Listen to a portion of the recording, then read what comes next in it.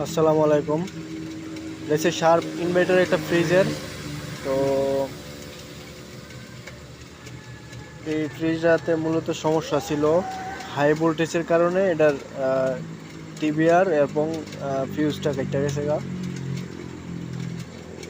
তো এই অবস্থাতে যদি আমরা ব্রেকার উড়িয়ে দিয়ে ফ্রিজ অন করি, আবার সেম সমস্যা হয়, ব্রেকার পড়ে থাকা। তো এই ফিউজটা আর এই যে এর সাথে যে টিবিআরটা কেটে গেছে গা। আমরা এখন টিবিআরটা চেঞ্জ করে দিব।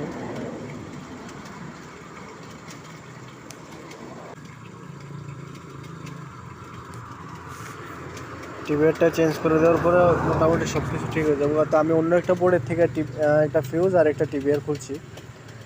তো এটা এখন আমি লাগাইতেছি।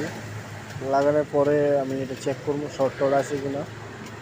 যদি শর্ট না থাকে তাহলে এটা আমি কাস্টমার রুমে গিয়ে লাগাই দেবো। তো এটা বিল করা হয়েছে 290 রিঙ্গিত, সরি 250 রিঙ্গিত। এখন সব কিছু লাগানো শেষ, এটা আমি পরিষ্কার করে নিতেছি।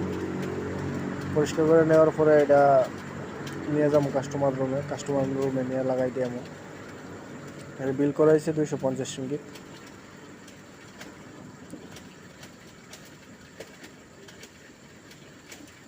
তো আমি এখন চেক করতেছি যে এটা শর্ট আছে কিনা। তো চেক করার পরে দিই যে না, শর্ট টট নাই। তো এখন আমরা এটা কাস্টমার রুমে নিয়ে যাবো, নিয়ে ফিটিং করে দিয়ে আসবো। দুটা সাইড দিয়েও আমি চেক করতেছি, সব কিছু ঠিকঠাক আছে, কোনো শর্ট নাই।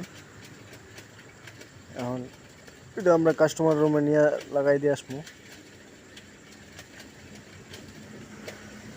তো এই মূলত এই সমস্যাটা হওয়ার কারণ হলো গিয়ে হাই ভোল্টেজ। আর হাই ভোল্টেজটা হয়েছে এটা একই লাইনে, যেই লাইনে ছিল। ওই দিন বৃষ্টি আসছিল, বৃষ্টি আসার কারণে মানে ঠাডা পড়ছিল, সম্ভবত ঠাডা পড়ার কারণে ওই লাইনে যতগুলো ফ্রিজ ছিল বোর্ডের সবগুলোতে সেম সমস্যা হয়েছে। তো এই যে আমি টিবিআরটা আর ফিউজটা আমি চেঞ্জ করে দিচ্ছি। তো এখন আর মোটামুটি কোনো সমস্যা নাই। আল্লাহ হাফেজ।